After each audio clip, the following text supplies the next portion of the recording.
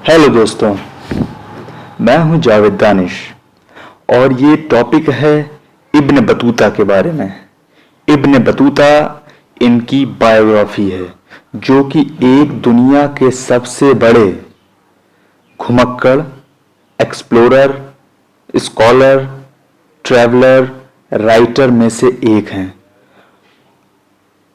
और हम इस टॉपिक में बात करेंगे सफरनामा भाग एक। इनका सफरनामा भाग एक है, यानी कि इनका जो सफर किया इनका पहला चरण है जो कि 60 साल का था।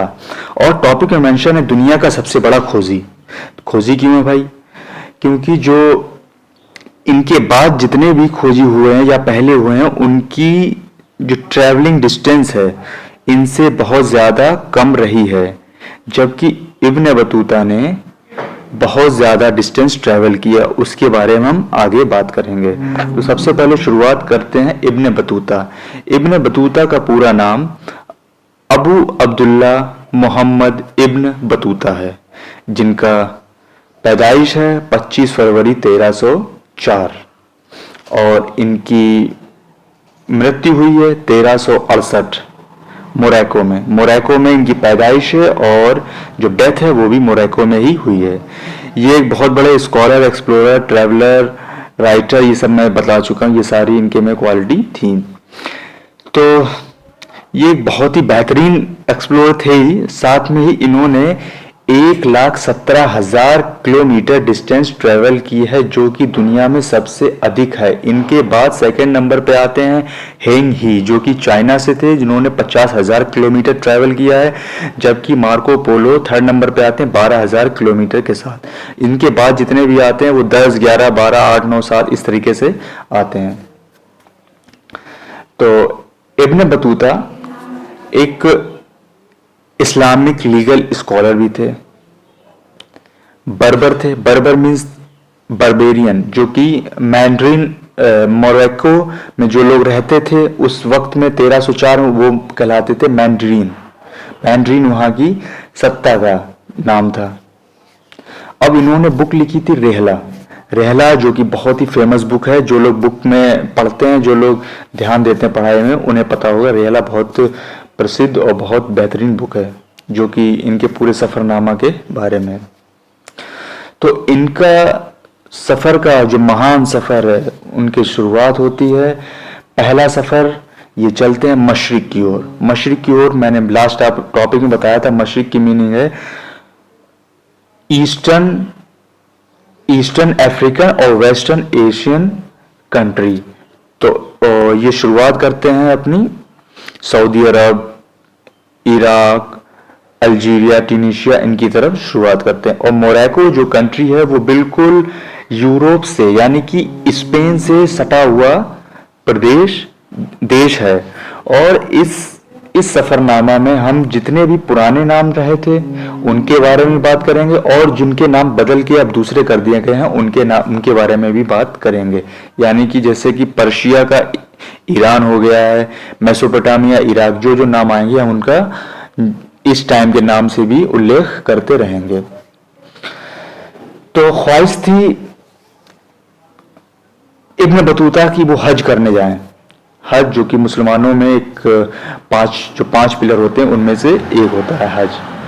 तो 21 साल के इब्न बतूता निकल पड़ते हैं भाई मोरक्को से हज करने के लिए। अब क्या पता था कि अब ये दोबारा कब लौट के आए, कुछ नहीं पता है, क्योंकि इनका सफर 24 साल तक चलता है। ये 24 साल बाद अपने देश, अपने प्रांत वापस पहुंचते हैं।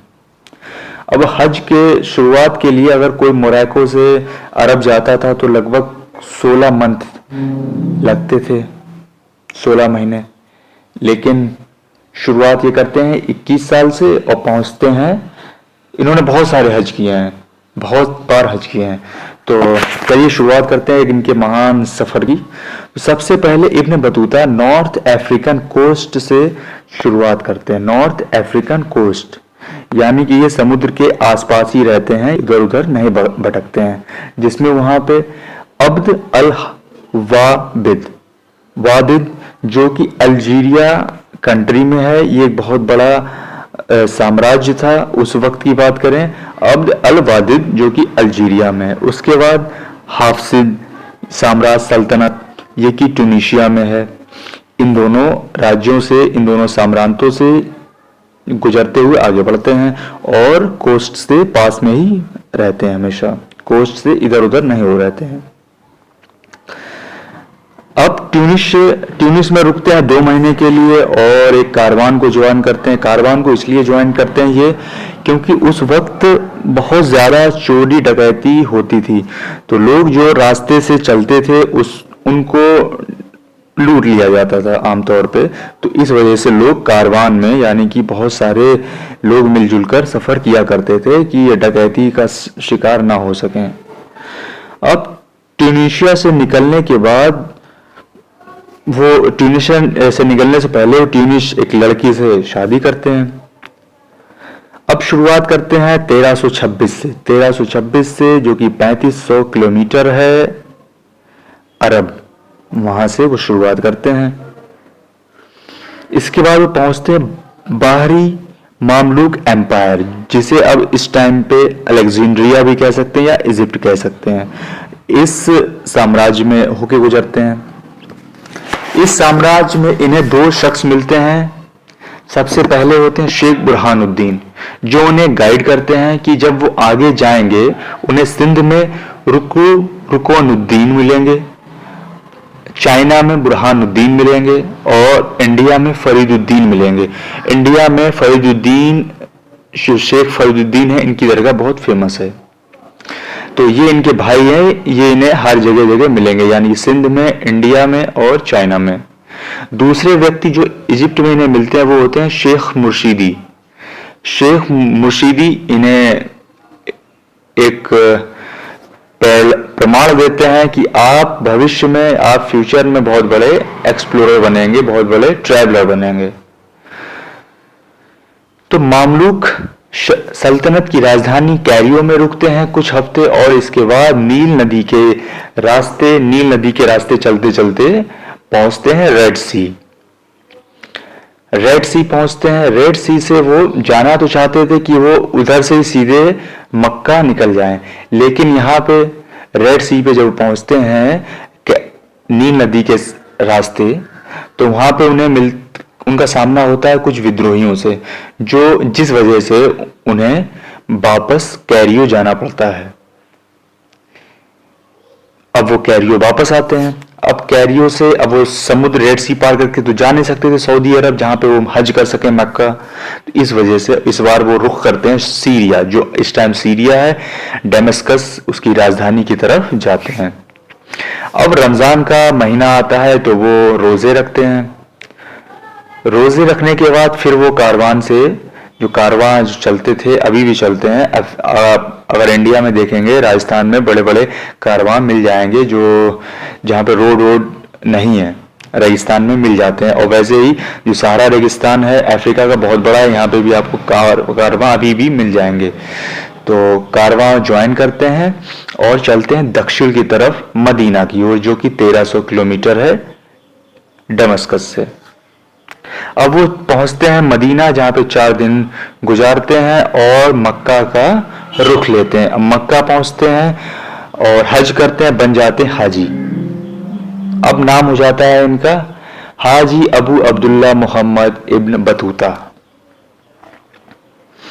अब मक्का के बाद वो उसी रूट यानी दमस्कस से नहीं जाते हैं, अपना रुख जो है चेंज करते हैं। वो जाते हैं इलखान की ओर। इलखान जो कि उस टाइम का मंगोल एम्पायर था, और इस वक्त की बात करें तो टर्की, सीरिया, इराक, ये सब जो देश हैं उस वक्त के मंगोल एम्पायर में आते थे। और ये भी कह सकते हैं कि नॉर्थ ईस्ट की तरफ जाते हैं इलखान, यानी कि नॉर्थ ईस्ट की तरफ जाते हैं। इराक में वो नजफ शहर पहुंचते हैं और वहां पर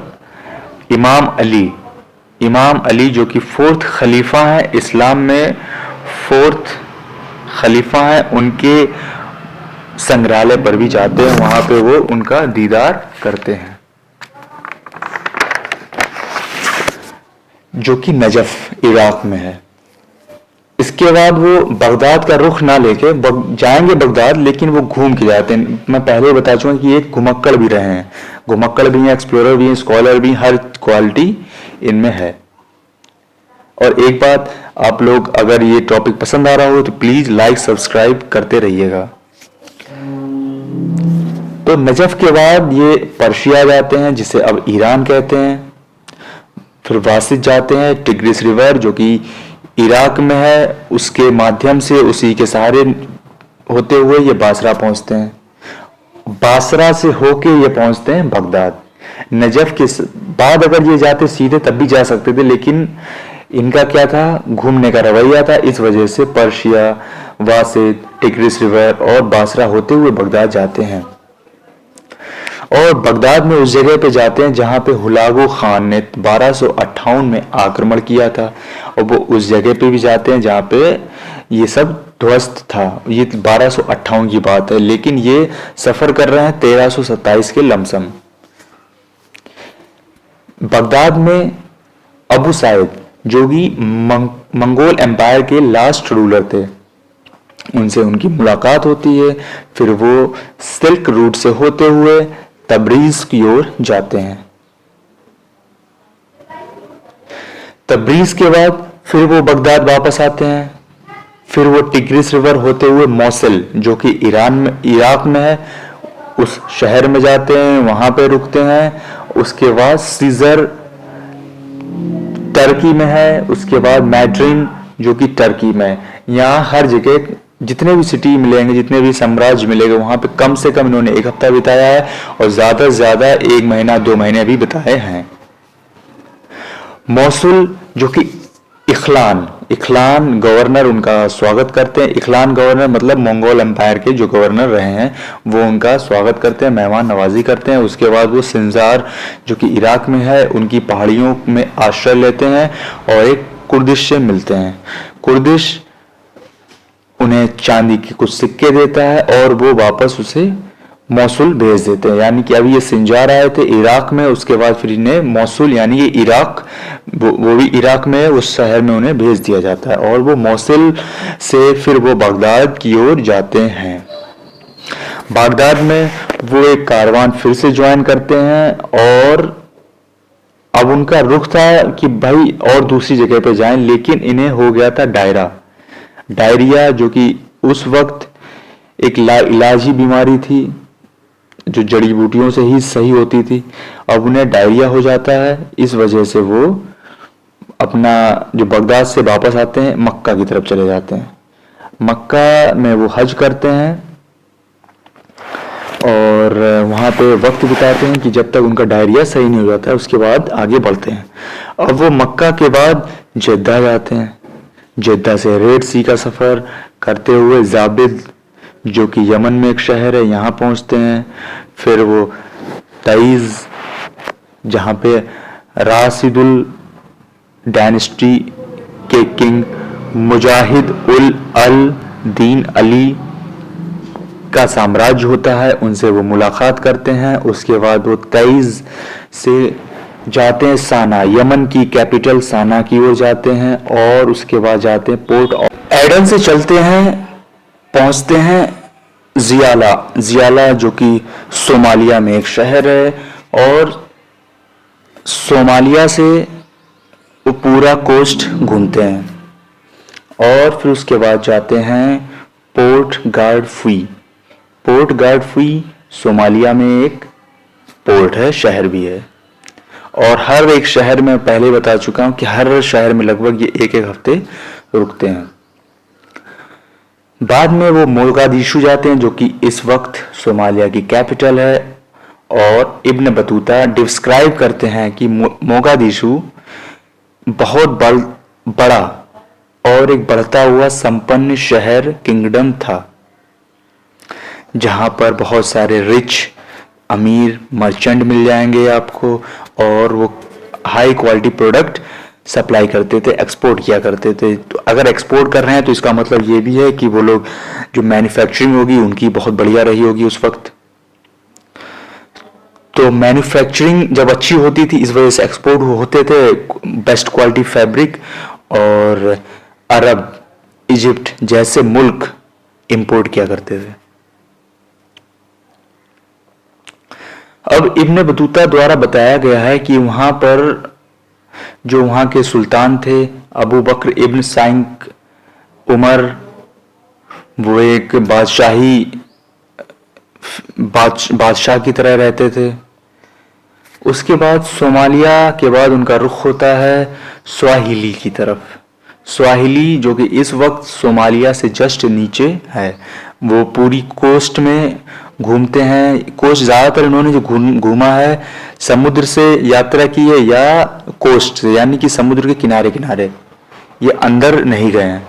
जो मेन सेंट्रल अफ्रीका उस साइड ये बहुत कम ही गए हैं। इसके बाद ये पहुंचते हैं स्वाहिली कोस्ट। स्वाहिली कोस्ट जिसे अभी हम जानते हैं कीनिया, तंजानिया, मोजाम्बिक, सोमालिया और कोमोरोस, इन सारे कंट्रीज में स्वाहिली कोस्ट है। स्वाहिली कोस्ट को उस वक्त के नाम से बोला जाता था बिलाद अल जंज, बिलाद अल जंज। अब उसके बाद ये पहुंचते हैं मोम्बासा आइलैंड जो कि कीनिया में है, वहां पे वक्त गुजारते हैं। इसके बाद पहुंचते हैं किल्वा, किल्वा जो कि तंजानिया में है। इब्न बतूता डिस्क्राइब करते हैं कि किल्वा एक बहुत सुंदर शहर था जहां पे बहुत सारी बिल्डिंगें लकड़ी की बनी हुई थी। किल्वा सल्तनत में सुल्तान अल हसन इब्न सुलेमान किंग थे, जो कि महान किंग अली इब्न अल हसन शिराजी के साहबजादे थे। इनका एम्पायर नॉर्थ में मालिंदी कीनिया में एक शहर है से लेकर इनाम्बाने साउथ तक जो कि मोजाम्बिक में एक शहर है, वहां तक इनका एम्पायर था। अच्छा खासा बहुत बड़ा एम्पायर था। जहां अगर आप यहाँ पे आप ट्रेवल करने जा रहे हैं, आपको यहाँ पे मिलेगा हुस्नु कुब्बा और ग्रेट मॉस्क किल्वा। यहाँ पे इन्होंने इन सब बातों का जिक्र किया है, हुस्नी कुब्बा और ग्रेट मॉस्क किल्वा। जो कि ग्रेट मॉस्क किल्वा है वो तो कोरल स्टोन से निर्मित है, और यहाँ पे आपको देखने को मिल जाएंगे बहुत ज्यादा ही उस वक्त के बने हुए महल और मॉस्क, ये सब आपको वहां पे उस वक्त मिल जाएंगी। अब ये सारे जितने भी स्टेट घूमे हैं, जितने भी कंट्री घूमे हैं, किंगडम घूमे, वो सारे तो समुद्र के पास हैं। इस वजह से मानसून जल्दी आते थे। तो मानसून का प्रभाव होने के कारण, यानी कि बारिश का मौसम शुरू होने के कारण, वो किल्वा से जो कि किल्वा सल्तनत से वापस वो जाते हैं हज करने, तीसरे हज करने, यानी कि सऊदी अरब जाते हैं। ये पहले जाते हैं ओमान, उसके बाद जाते हैं स्ट्रेट ऑफ हॉर्मुज, उसके बाद जाते हैं ये मक्का में अब ये इनका तीसरा हज होता है। तो ये था पार्ट 3 कैसे उन्होंने मोरक्को से शुरुआत की, मोरक्को से फिर वो गए हैं अलग अलग स्टेट्स में, अल्जीरिया, ट्यूनीशिया, इन सारे में गए हैं। ट्यूनीशिया के बाद फिर वो इजिप्ट आए हैं, इजिप्ट के बाद फिर सऊदी अरब, सीरिया, इराक, हर जगह उन्होंने, और टर्की भी गए हैं, हर जगह उन्होंने सफर किया है। ये था इनका 7 साल का सफर, पार्ट 1 सफरनामा भाग 1। तो अब मिलेंगे हम लोग सफरनामा भाग 2 में, जल्द ही इनके आगे के सफर के बारे में डिस्कस करेंगे। तो मिलते हैं नेक्स्ट टॉपिक के साथ। और दूसरी बात यह है, प्लीज आप लोग इसे सब्सक्राइब और लाइक करिए चैनल को, जिससे मुझे भी थोड़ा